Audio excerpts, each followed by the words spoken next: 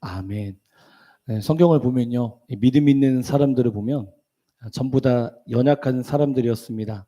우리가 다 알고 있는 다윗도 연약한 사람이었고요. 믿음의 조상 아브람도 연약한 사람이었고요. 또 10가지 재앙을 이렇게 쓰임 받았던 모세도 연약한 사람이었습니다. 그래서 예수님 말고는 이 성경의 믿음의 사람들이라고 불러졌던 모든 사람들은 연약한 사람들이었습니다. 그래서 제가 느끼기에는 그래도 연약한 사람이지만 왜 그들이 믿음의 사람들이라고 인정을 받았을까라고 저는 생각해 봤는데, 그 이유는 그들은 연약하지만 그들의 마음이 이 하나님을 향하고 있었다라는 것입니다. 그래서 마음을 아시는 하나님께서는요, 연약하지만 그러고도 부족하지만 그래도 마음이 하나님을 향한 자들을 의인이라 이렇게 믿음으로 믿음의 사람이다 이렇게 인정해 주시는 것 같습니다. 하지만 아무리 하나님께 좋은 예물을 드리고요, 안식일을 지키고요, 율법을 지키면서 사는 이 바리새인에게는 예수님께서는 이렇게 이야기합니다. 회칠한 무덤이다 이렇게 이야기합니다. 이건 무슨 뜻입니까? 겉으로는요 하나님을 섬기고 있지만 그 안에는, 그 마음 속에는 하나님을 멀리하고 있다라는 것입니다. 그 마음 속에 하나님을 향한 마음이 없었다라는 것입니다. 여러분, 거룩한 척, 하나님을 잘 섬기는 척하지만 그들의 마음에는 하나님이 계시지 않았습니다. 그런 하나님은, 예수님은 바리새인들에게 책망을 하십니다. 여러분, 사람들은요 마음을 알 수가 없습니다. 이렇게 대화를 하다 보면요, 그 사람이 무슨 생각을 하는지 알 수가 없습니다. 여러분 그렇죠? 혹시 여러분, 저는 여러분의 마음을 압니다 이렇게 얘기하는 사람은 다 거짓말입니다. 사람의 마음을 알 수가 없어요. 오늘 권사님하고 대화를 나눠주고 있습니다. 우리 교회가 아닙니다. 근데 저한테 이런 얘기를 하더라고요. 본인은 다른 사람과 대화를 하면 사람이 무슨 마음이 다 안 돼요. 그래서 제가 그때 정말입니다. 속으로 욕을 했어요. 정말. 엄청 욕을 했습니다. 그러니까 모르시더라고요. 여러분, 사람은 어느 누구도 몰라요. 이해되시나요? 어느 누구도 모릅니다. 그래서 겉으로는 웃고 있지만 속으로는 욕을 할 수 있을 것이고요. 사람의 마음을 알 수 없습니다. 그러나 하나님은요, 마음을 아세요. 그리고 하나님께서는 우리에게 그렇기 때문에 요구하시는 것이, 하나님은 우리의 마음을 원하십니다. 마음이요. 여러분, 요한복음 4장 23절 24절에 보면 하나님께 예배하는 자는 신령과 진정으로 예배한다 하면서 이렇게 예배하는 자들 찾는다 말씀하시면서 하나님은 영이시다. 예배하는 자가 영과 진리로, 개역 한글에는 신령과 진정으로 이렇게 되어 있거든요. 무슨 말입니까? 하나님은요 마음을 다해서 하나님을 찾는 자들을 찾으신다라는 것입니다. 여러분, 하나님은요 우리의 정말 마음을 원하세요. 이스라엘 백성들이 광야 속에서 아무것도 할 수 없었을 때 그들이 의지할 수 있었던 것, 여러분 바로 하나님밖에 없었습니다. 제가 저번에 호세아에 대한 이야기를 했죠. 먹을 것이 없었어요. 입을 것이 없었어요. 아무것도 없었어요. 그때 이스라엘 백성들이 할 수 있었던 것이 바로 하나님을 향했던 마음이었습니다. 그런데 가나안 땅에 들어오게 됩니다. 그들은 잘 살게 됩니다. 그리고 바로 그때 이스라엘 사람들의 마음이 하나님을 떠났습니다. 이런 상황 속에서 호세아 2장 15절에 보면 이런 말씀이 있다고 했죠. 거기서 비로소 그의 포도원을 그에게 주고 악을 골짜기로 소망의 문을 삼아주니 그가 거기서 응대하기를 어렸을 때 애굽 땅에서 올라오던 날과 같이 하더라. 이런 말씀하시면서 무슨 말입니까? 하나님께서 이 강야 속에서 이스라엘 백성들이 아무것도 없었을 때 하나님께 마음을 향했던 그 시절을 회상하고 계셨다라는 것입니다. 그때가 좋았다고 하시는 것입니다. 여러분, 강야 속에서 아무것도 없을 때 이스라엘 백성들은 하나님을 의지하고 그리고 하나님만 바라보았을 때, 하나님께 마음을 향했을 때 하나님은 그때가 좋았다. 그때를 회상하고 계시는 것입니다. 여러분 그렇습니다. 여러분, 하나님은요 우리의 마음을 원하십니다. 우리의 마음이 하나님을 향하길 원하시는 것입니다. 여러분, 하나님께서요 이스라엘 백성들 남자들에게 했던 말씀이 있습니다. 뭐라냐면 너희는 절대로 이방 여인을 만나지 마라 이렇게 말씀하셨습니다. 여러분, 그 이유가 무엇입니까? 다른 이유 하나도 없어요. 너희들이 마음이 빼앗길까 봐, 하나님을 향한 마음이 빼앗길까 봐 절대로 이방 여인을 만나지 마라 하나님 말씀하셨습니다. 그런데 이스라엘 백성들이 이방 여인을 만났어요. 그걸 하나님과 점점 거리가 멀어지니까 예레미야 12장 2절에 보면 주께서 그들의 심으심으로 그들의 뿌리가 박히고 장성하여 열매가 맺었거늘 그들은 입은 주께 가까우나 그들의 마음은 머나이다. 이런 말씀이 있어요. 그러니까 이스라엘 백성들이 입은 주님을 사랑하고 주님을 안다고 하지만 그의 마음은 멀어졌다라는 거예요. 그러니까 하나님은 자꾸 이스라엘 백성들을 향했던 이유가 뭐냐면 너희 마음이 나를 향하기 원한다라는 것이 하나님 말씀이었습니다. 여러분, 하나님은요 우리의 마음을 원합니다. 그런데 여러분, 하나님만 우리의 마음을 원하지 않으세요. 사탄도 우리의 마음을 원합니다. 여러분, 사탄이 원하는 건요 우리의 마음이에요. 사탄도 우리의 마음도 원하고, 사탄이 우리 마음도 원하고요. 세상도 우리의 마음을 원하고요. 하나님도 우리의 마음을 원하십니다. 여러분, 그렇기 때문에 우리의 마음이 어디로 향하는 것이 정말 중요합니다. 세상이냐 사탄이냐, 하나님이냐 세상이냐, 그것이 너무 중요합니다. 근데 여러분, 참 중요한 게 뭐냐면 성령님은 인격적인 분이세요. 그래서 그분은 우리가 마음의 문을 열고 그분을 모셔야 그분이 우리 가운데 오신단 말이에요. 그러니까 하나님은 우리가 하나님을 싫어하는데 막 갑자기 막 성령께서 우리 마음도 오셔가지고 그러지 않아요. 우리가 하나님을 간절히 찾고 우리가 마음과 뜻과 힘을 다하여 하나님을 사랑하는 마음, 그런 마음 막 정말 간절한 마음으로 주님을 앙망하는 마음으로 주님을 찾을 때 주께서 성령을 부어주세요. 주께서 성령 충만함을 부어주십니다. 여러분, 성령 충만의 방법은 마음과 뜻과 힘을 다하여 하나님을 사랑하고 정말 주님의 그 성령을 원하고, 그러면 성령께서 말씀하시면 내가 어디로 가든지 난 순종하겠습니다. 이런 마음이 있는 자들에게 하나님은 더 큰 성령 충만함을 부어주십니다. 그런데 그런 마음이 없고요, 그냥 나는 성령 충만이 원해. 절대 하나님은 속지 않으세요. 인간은 속을 수 있어요. 하지만 우리 하나님은 인간의 마음을 아시는 분이기 때문에 절대로 우리를 속지 않으신단 말이에요. 그래서 잠언 4장 23절에 보면 마음에 관한 말씀을 많이 하세요. 마음에 관한 말씀. 너희가 세상의 마음을 뺏기지 마라. 그래서 모든 지킬 만한 것 중에 더욱 내 마음을 지켜라. 생명의 근원이 이에서 납니다. 주님 말씀하시는 거예요. 마음이 정말 중요한 것입니다. 그래서 마음을 주님께 향하게 원하시는 것이 하나님의 마음입니다. 그래서 오늘 우리가 읽었던 본문은 이스라엘 백성들이 하나님을 섬기고 있는데 그들의 마음이 하나님을 향하고 있지 않습니다. 바로 그때 한 선지자가 나타납니다. 400년 동안에 선지자가 등장하지 않았어요. 신구약 이 400년 동안에 한 번도 선지자가 등장하지 않았어요. 근데 첫 번째 선지자, 마지막 선지자가 딱 등장했던 그 선지자가 우리가 잘 아는 세례 요한이었습니다. 세례 요한이 첫 번째 백성들에게 이렇게 선포합니다. 3장 1절입니다. 그때 세례 요한이 이르러 유대 강에서 전파하여 말하되 회개하라 천국이 가까웠느니라 하였으니, 회개하라 천국이 가까웠다 말씀하십니다. 회개하라는 뜻이 무엇입니까? 메타노니아, 마음을 바꾸라, 이 뜻이었습니다. 생각을 바꿔라, 마음을 바꿔라. 세례 요한이, 이 마지막 선지자 세례 요한이 백성들에게 외쳤던 게 뭐냐면 생각을 바꿔라, 너희 마음을 바꿔라, 이렇게 말씀하십니다. 400년 동안에 선지자가 없었는데 그런 400년 만에 나타났던 그 선지자가 처음 선포한 것이 바로 생각을 바꿔라, 마음을 바꿔라 말씀하고 계십니다. 무슨 말입니까? 마음을 하나님께 들어라, 마음을 하나님께 들어라. 여러분, 이렇게 얘기하고 있다는 것입니다. 여러분, 혹시 세상의 어려움 때문에, 세상의 즐거움 때문에 우리의 마음이 혹시 세상에 뺏겼다면 여러분, 다시 한번 우리가 회개해서 세상에서 향한 마음이 하나님을 향한 마음으로 우리가 돌이켜야 됩니다. 여러분, 마음이 너무도 중요한 거예요. 마지막 때 다 알아요. 여러분, 마지막 때 승리하는 방법은요, 마음을 지키는 자가 승리하는 거예요. 세상이 어떻고 저렇고 상관없어요. 내 마음이 기쁘면 되는 거고요. 내 마음이 주님을 모시면 되는 거예요. 세상이 아무리 좋아도요, 내 마음에 근심이 있으면 기쁘지 않단 말이에요. 내 마음이 너무도 중요한 겁니다. 그래서 세례 요한이 얘기합니다. 마음을 다해서 회개해라, 마음을 다해라. 하나님 말씀하십니다. 여러분, 요즘에 스마트폰에 중독이 된 사람들이 너무 많습니다. 지하철을 타면 거의 다 스마트폰을 중독입니다. 게임을 합니다. 여러분 게임이 나쁘다는 건 아닙니다. 근데 게임에 스마트폰에 중독이 됩니다.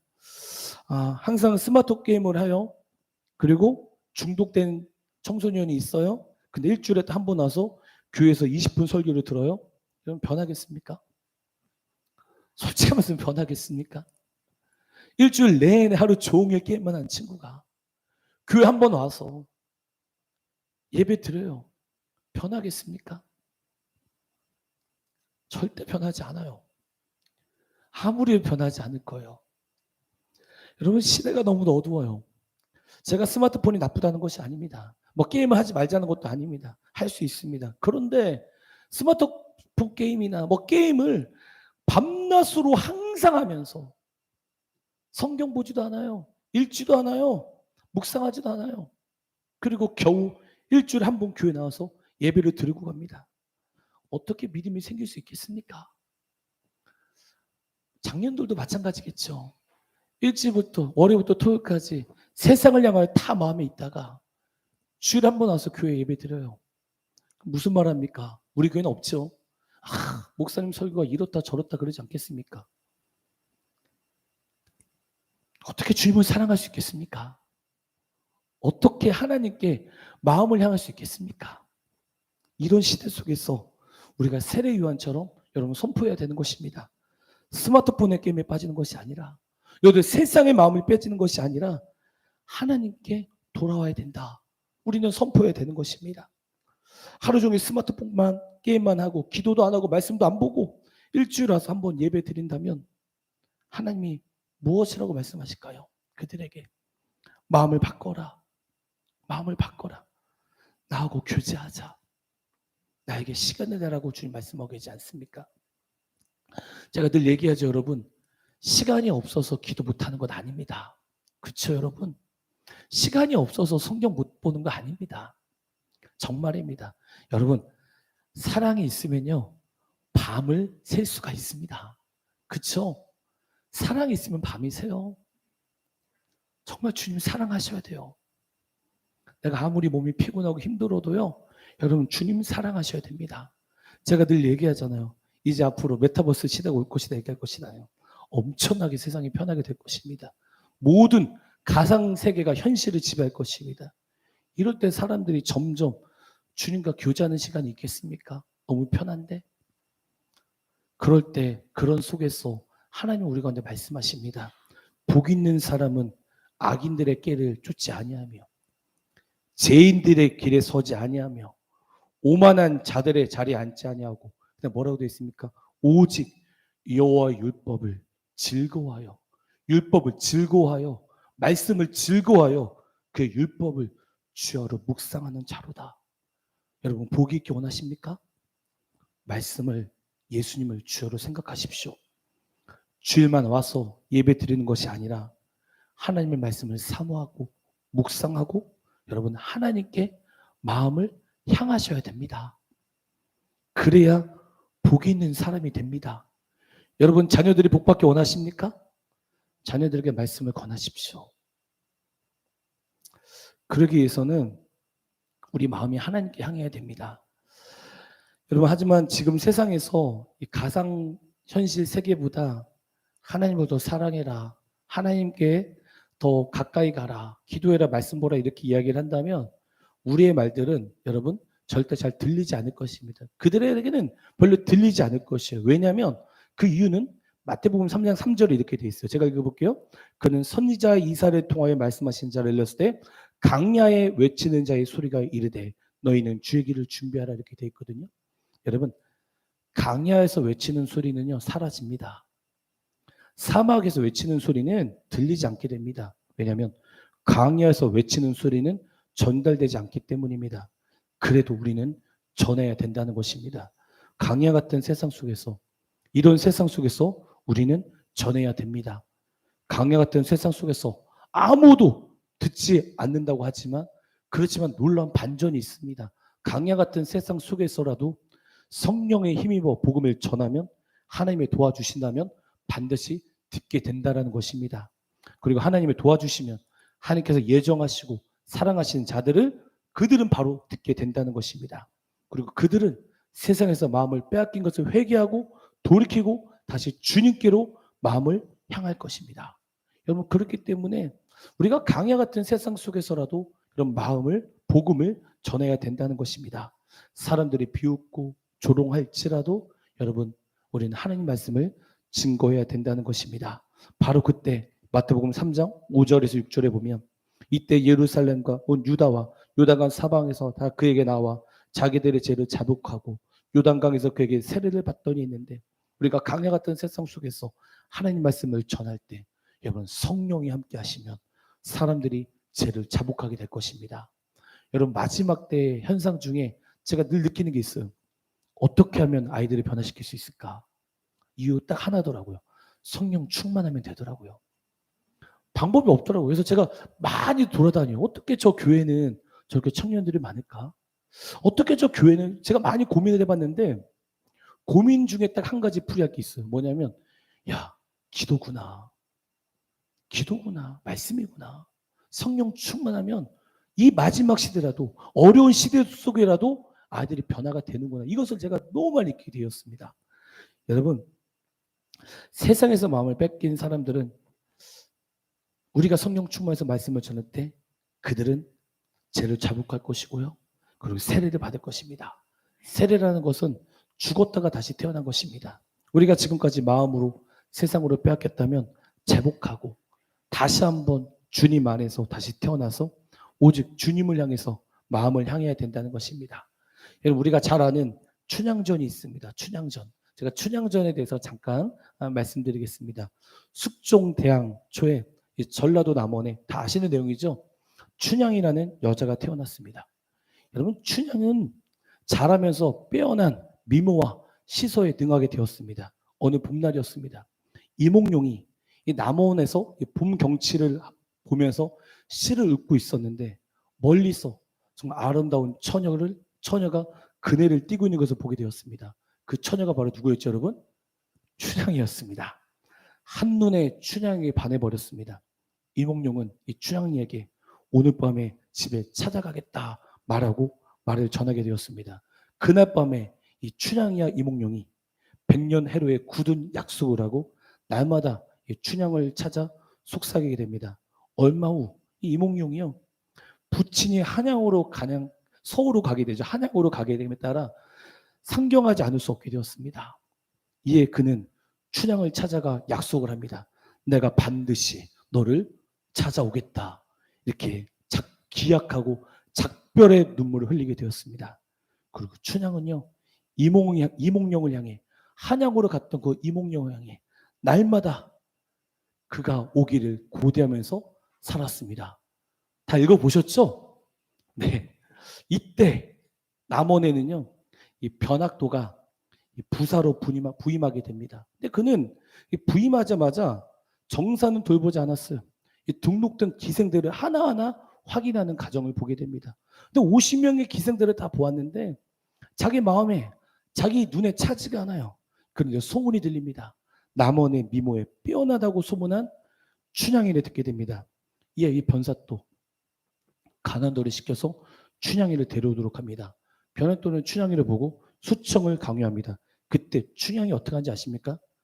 죽음을 각오하고 이를 거절합니다. 여러분, 그때 이 변사또가 원하는 것이 무엇입니까? 다른 거 없었어요. 춘향의 마음이었습니다. 하지만 이 춘향이가 마음을 지킵니다. 그리고 여러분, 누가 오죠? 한편 올라간 몽룡이 열심히 공부하여 각오에 장원 급제하고 암왕어사를 제수받아 전라도를 암행하라는 명을 받고 내려오게 되고, 그 뒤에 누굴 구하죠, 여러분? 춘향이를 구하게 됩니다. 여러분, 이걸 보면서 여러분, 복음화가 비슷하지 않습니까? 예수님께서 우리를 보고 반하셨습니다. 그리고 우리를 위하여 십자가에서 죽으시고 부활하시고 다시 오겠다고 하십니다. 그런데 우리 주에는 변학도 같은 세상이 우리의 마음을 원합니다. 더 이상 예수님을 기다리지 마라. 더 이상 나에게 예수를 기다리지 말고 나에게 와라 얘기합니다. 그때 이 춘향이가 변학도에게 마음을 주지 않았던 것처럼, 춘향이는 끝까지 이몽룡을 기다렸던 것처럼 우리도 끝까지 여러분 이몽룡 예수 그리스도를 기다려야 된다는 것입니다. 여러분, 변학도가 춘향에게 마음을 원합니다. 하지만 춘향이는 마음을 지킵니다. 마찬가지입니다, 여러분. 사탄은요, 우리에게 마음을 원합니다. 하지만 우리가 마음을 지켜야 됩니다. 주님의 오심을 기다리고 세상 사랑하지 않고 주님의 오심을 여러분 기다려야 된다는 것입니다. 그래서 다시 마태복음 3장 9절에서 10절에 보면 이런 말씀이 있습니다. 속으로 아브라함이 우리 조상이라고 생각하지 말라. 내가 너에게 이르노니 하나님이 능히 이 돌들로 아브라함의 자손이 되게 하시니라. 이미 도끼가 나무에 뿌려 놓였으니 좋은 열매를 맺지 않은 나무마다 찢겨 불에 던지지라. 이렇게 있습니다. 여러분, 우리가 교회를 오래 다녔다고 해서요 중요한 거 아닙니다. 정말 교회를 오래 다녔다고 해서 중요한 게 아니에요. 오래 다니든 짧게 다니든 그 마음이 주님을 향해 있어야 되는 것입니다. 아멘. 그렇죠, 여러분. 교회를 오래 다니면요 어떤 테크닉만 생기는 것 같습니다. 그렇죠. 그래서 목사님이 딱 주무시다가 축도하시면 딱 눈에 뜨게 되잖아요. 근데 초신자들은 몰라요. 근데 다 알아요. 딱 주무시다가 이제 목사님이 12시 50분에 설교를 끝나겠다 그러면 12시 40분에 딱 깨잖아요. 교회를만 오래 다니는 게 중요한 것이 아니에요. 마음이 정말 주님을 향하고 있냐? 너희들 마음이 나를 향하고 있냐? 하나님은 이거 원하신다는 겁니다. 우리가 마음을 향하고 있을 때 우리 마음에 여러분 좋은 열매를 얻게 되는 것입니다. 사랑하는 성도님들, 마음을 주님께로 향하시고 사탄에게 마음을 빼앗기지 마시고 항상 마음을 지키면서 여러분 주님을 사랑하셔야 됩니다. 그리고 이런 시대 속에서 우리 자녀들, 우리 다음 세대를 어떻게 하나님의 자녀로 만들 수 있겠습니까? 바로 이 세례 요한의 부모님을 보면 알 수 있습니다. 여러분, 사가랴와 엘리사벳은 하나님을 잘 믿는 부모였습니다. 근데 이들에게 부끄러움이 있었습니다. 그것은 아이를 갖지는 못하는 것이었습니다. 이 사가랴와 엘리사벳이 늙어도 아기를 갖지 못하는 부끄러움이 있었습니다. 지금은 아이를 갖지 못해도 그것이 부끄러운 시대가 아닌데 그때 그 시대는 엄청나게 부끄러운 시대인 것 같았습니다. 성경에는 복의 개념을 자식으로 이야기하는 것도 있습니다. 그래서 자식이 없었다는 것은 한마디로 복을 못 받았다는 소리와 똑같습니다. 이런 상황 속에서 하나님께서 이 사가랴와 엘리사벳에게 아이를 갖게 하십니다. 그리고 사가랴와 엘리사벳은 이렇게 늙었는데 하나님께서 이 아이를 낳게 한 이유가 있었다는 것을 알게 되었을 것입니다. 그 이유가 무엇입니까?